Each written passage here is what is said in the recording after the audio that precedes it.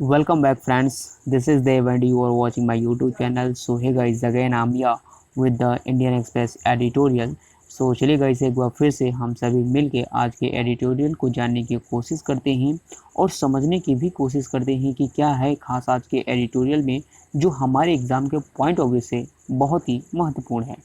तो आइए समझने की कोशिश करते हैं। हमेशा की तरह आपको पता है, दोनों ही लैंग्वेज में हम लोग एडिटोरियल को सीखने की कोशिश करते हैं। तो एक तरफ आपको इंग्लिश वर्जन देखने को मिल जाएगा, तो वहीं दूसरी तरफ आपको हिंदी वर्जन देखने को मिल जाएगा।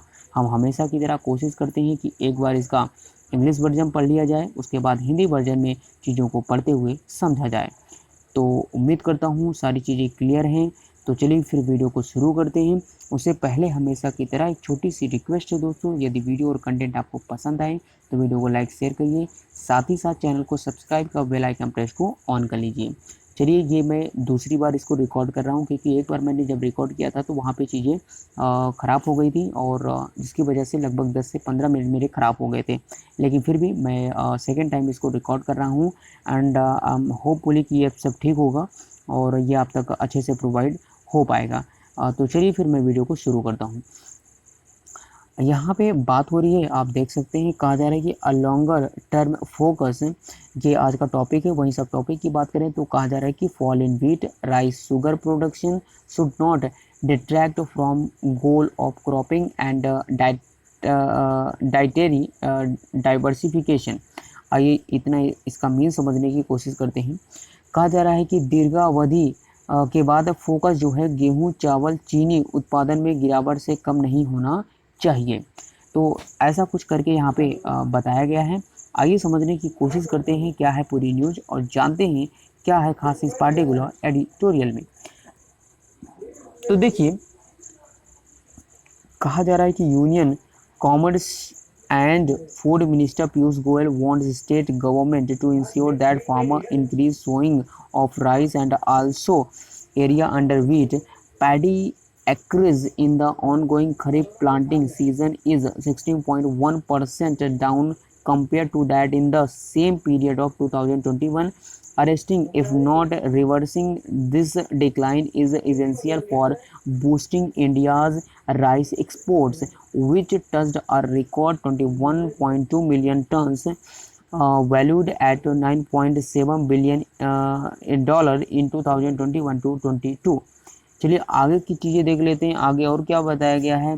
कहा जा रहा है कि Goyal is worried that rice may go the way of wheat whose shipment were abruptly banned on May 13 after all-time high of 7.2 million tons. इसकी जो वैल्यू है that is 2.1 billion dollar achieved last fiscal. A deeper worry though is the government's wheat stock, which at 31.1 million ton on June 1st were the lowest in 14 years for that date. Stock of the rice at 49.7 million ton were marginally higher than a year ago, but the increased requirement in view of limited wheat supplies could put pressure on rice as well, more so if a farmer plant less paddy. आइए जानने की कोशिश करते हैं दोस्तों इस particular editorial के paragraph को। तो देखिए, बताया जा रहा है कि फसल और आहार विविधीकरण का लक्ष्य ऐसा कुछ करके टॉपिक में दिया गया था। आइए समझते हैं। कहा जा रहा है कि जो हमारे यूनियन वाणिज्य और खाद्य मंत्री पीयूष गोयल जी हैं, वो चाहते हैं कि राज्य सरकारें यह सुनिश्चित करें कि किसान चावल की बुवाई और गेहूं के क्षेत्र में वृद्धि करें। चालू खरीफ बुवाई के मौसम में धान का रकबा 2021 की इसी अवधि की तुलना में लगभग 16.1% कम है। भारत के चावल निर्यात को बढ़ावा देने के लिए गिरफ्तारी यदि उलट नहीं है तो यह गिरावट आवश्यक है, जो कि 21.2 मिलियन टन मूल्य के रिकॉर्ड को छू गया है। 2021-22 में 9.7 बिलियन जो कि डॉलर रहा है। गोयल चिंतित हैं कि चावल गेहूं के रास्ते में नहीं जा सकता, जिसका शिपमेंट 13 मई को पिछले वित्त वर्ष में 72 मिलियन टन लगभग 2.1 बिलियन डॉलर, जिसे कहा जा सकता है कि सर्वकालिक उच्च स्तर के बाद अचानक प्रतिबंधित कर दिया गया। हालांकि एक गहरी चिंता सरकार का गेहूं का स्टॉक है जो 1 जून को 31.1 मिलियन टन था, जो उस तारीख के 14 वर्षों में सबसे कम था। इसके अलावा कुछ चीज़ें और बताई जा रही हैं। कहा जा रहा है कि 49.7 मिलियन टन चावल का स्टॉक 1 साल पहले की तुलना में मामूली था, लेकिन गेहूं की सीमित आपूर्ति को देखते हुए बढ़ी हुई आवश्यकता चावल पर भी दबाव डाल सकती है। इसलिए यदि किसान कम धान बोते हैं तो इस प्रकार की समस्या से कहीं न कहीं निजात पाया जा सकता है, ऐसा ऑथर का कहना है। चलिए चलते हैं नेक्स्ट जो पैराग्राफ है उसको समझने की कोशिश करते हैं। नेक्स्ट पैराग्राफ है दोस्तों, कहा जा रहा है कि but the above reasons is float to start with India doesn't need to step up its rice export. The annual global rice trade is only 52 to 53 million ton and economy's share in that is already about 40%. Exporting more, contrary to Goel's assumptions, will only depress world price, harming rather than helping farmers. Also, rice, like a sugarcane, is a water guzzling crop. Yet cultivation should be discouraged, especially in states with relatively low rainfall and depleted aquifers.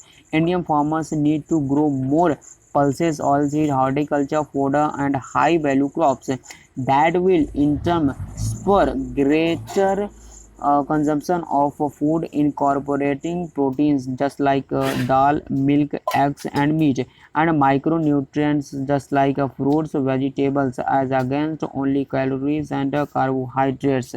So this was all about the second paragraph of this particular editorial and चलिए move on करते हैं next यहाँ पे Hindi version की तरफ। कहा जा रहा है कि लेकिन उपरोक्त तर्क त्रुटिपूर्ण है। शुरुआत में भारत को अपने चावल के निर्यात को बढ़ाने की जरूरत नहीं है। वार्षिक वैश्विक चावल व्यापार केवल 52-53 मिलियन टन है और इसमें देश का हिस्सा पहले से ही लगभग 40% है।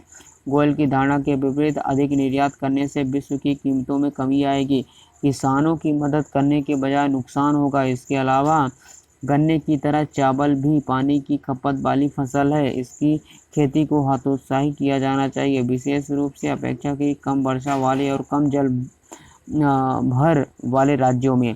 भारतीय किसानों को अधिक दलहन, तिलहन, बागवानी, चारा और उच्च मूल्य वाली फसलें उगाने की ज़रूरत है।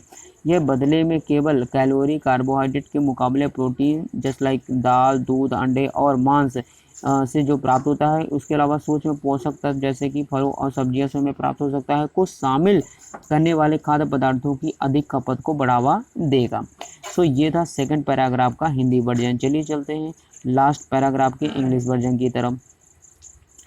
अब आगे बताया जा रहा है कि all this links up to the larger disturbing point, the tendency for the policy makers to increasingly focus on the short and immediate term. There could be a supply issue in wheat and rice today, but policy responses to these, banning export or asking states to go slow on crop diversification, shouldn't lose sight of their long-term consequences. This applies equally to the other recent action of Modi government, be it the imposition of tariff on export of diesel, petrol, aircraft fuel, iron ore, and some steel product, cess on domestically produced crude, and higher import duty on gold।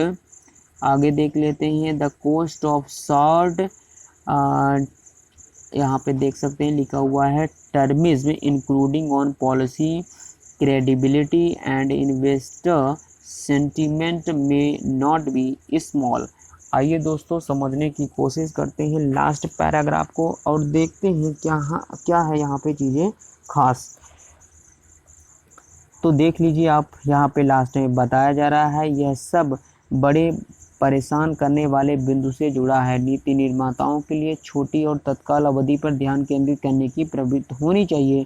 आज गेहूं और चावल में आपूर्ति की समस्या हो सकती है, लेकिन इन पर नीतिगत प्रतिक्रियाएं, निर्यात पर प्रतिबंध लगाना या राज्यों को फसल विविधीकरण पर धीमी गति से चलने के लिए कहना, उनके दीर्घकालिक परिणामों की दृष्टि नहीं खोनी चाहिए। यह मोदी सरकार की अन्य हालिया कार्रवाइयों पर समान रूप से लागू होता है, चाहे वह डीजल, पेट्रोल, विमान ईंधन, लौह अयस्क या कुछ इस्पात उत्पादों के निर्यात पर शुल्क लगाने की बात हो। घरेलू रूप से उत्पादित कच्चे तेल पर उपकर या सोने पर उच्च आयात शुल्क लगा हो तो नीति की विश्वसनीयता और निवेशक भावना सहित अल्पावधि की जो भी लागत है उसे छोटी नहीं हो सकती। तो ऐसा यहाँ पे बताया गया है।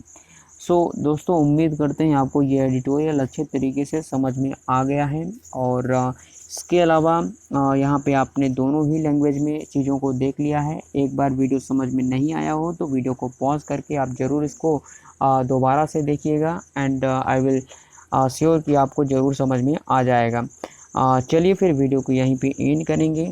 गाइस यहाँ पे मैं ट्राई कर रहा हूँ कि आपके जीएस के पेपर को भी यहाँ पे एक्सप्लेन कर सकूँ और कंटेंट काफ़ी अच्छा तैयार है। मैंने आपको बताया था एक दिन कि हिंदी लिटरेचर का कंटेंट अच्छा प्रिपेयर है, लेकिन मैं सोच रहा हूँ कि उसके पहले आपको जीएस के कंटेंट प्रोवाइड करा सकूँ जिससे आपकी जो प्रिपरेशन है वो और भी बूस्ट हो सके।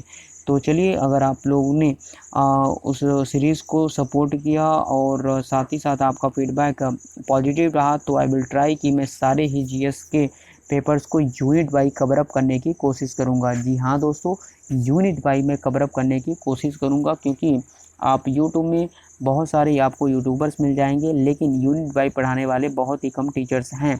इसलिए मैं कोशिश करूंगा कि आपको टू द पॉइंट और जो सिलेबस में है उसके अकॉर्डिंग चीज़ों को यहाँ पे प्रिपेयर कराया जाए। तो आप लोग ज़रूर हमें फीडबैक दें और अपना कमेंट बॉक्स में ज़रूर लिख के हमें बताएं कि क्या आप उस प्रकार की सीरीज़ को चाहते हैं। यदि चाहते हैं तो कमेंट बॉक्स पे यस करके ज़रूर राइट करें एंड आई विल ट्राई कि मैं उसको जल्द ही इस चैनल पे लाऊं। तो चलिए दोस्तों, वीडियो को यहीं पे एंड करते हैं। उम्मीद करता हूँ सारी चीज़ें क्लियर हैं और चलिए फिर मिलते हैं नेक्स्ट वीडियो में। So till then take care and see you. जय हिंद।